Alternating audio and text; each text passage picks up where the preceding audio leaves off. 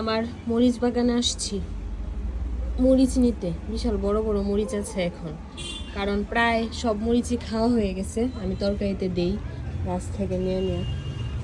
এখন ওই যে আছে, দেখা যায় এই দিকে আছে, এটা তো চোখেই পড়ে না। এদিকে অনেকগুলো আছে,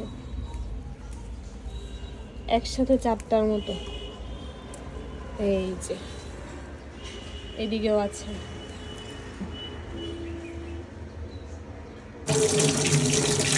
স্নান করায় নিলাম মরিচগুলোরে।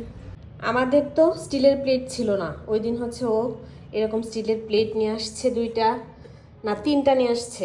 তারপর হচ্ছে যে এই গ্লাসগুলো নিয়ে আসছে 2টা প্লেট, 3টা যে নিয়ে আসছে 2টা নিয়ে আসছে এরকম বড় বড়, একটা নিয়ে আসছে ছোট্ট, ছোট্টটা হচ্ছে উঠায় রাখছি। তা আমি দেখাই আমি আজকে আমার জন্য কি রান্না করছি। শাক সিদ্ধ ভাত, পালং শাক আর হচ্ছে ভাত একসাথে রাইস কুকারে দিয়া সিদ্ধ করছি। আর গতকালকেও রান্না করছিলাম শাক সিদ্ধ ভাত, সাথে দিছিলাম একটা কাঁচা কলা। তো এটা খাওয়ার জন্যই আমি এখন গাছ থেকে মরিচ উঠাইছি। আমার সিদ্ধ ভাত কি যে ভালো লাগে।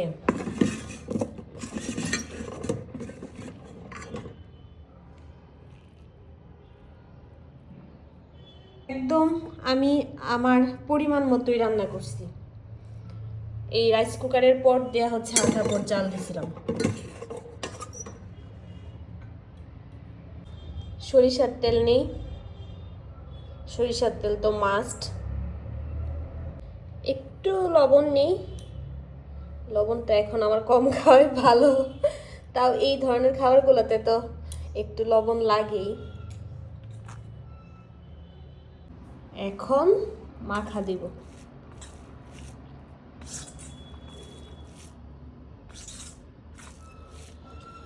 গরম ঘি শেষ, ঘি থাকলে ভালো হইতো, ঘি নিতাম সাথে, একটা ঘি আনতে হবে। এইবার খাওয়ার পালা।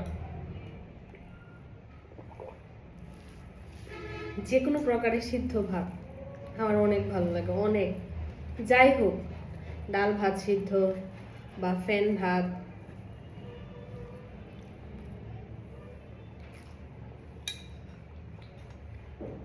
এই ছোট্ট মরিচগুলা এক কামড়েই খাওয়া যায়।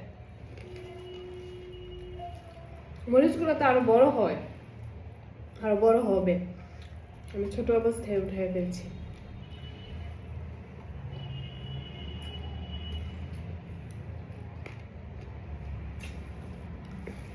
এটা একটা শান্তির খাবার।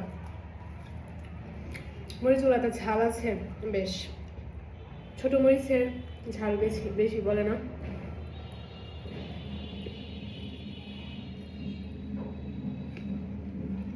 খাওয়া কমপ্লিট। খাওয়ার পরে যে চাষিমুষি খাওয়াটা আমার যে কি মজা লাগে, একদম আমি প্লেট পরিষ্কার করে খাই।